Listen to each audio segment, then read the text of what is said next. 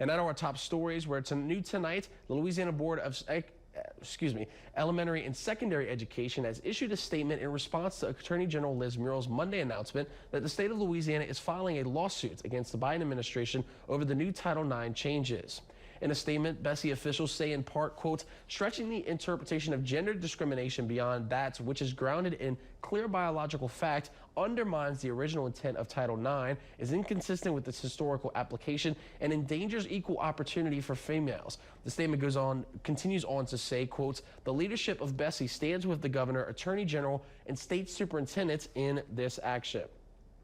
And earlier today, the Rapides Parish School Board filed a lawsuit against the Biden administration for, quote, unlawfully rewriting Title IX. This also comes off the heels of Liz Murrow's Monday announcement. RPSB is represented by the law firm Alliance Defending Freedom. You can find more on the lawsuit over on our website.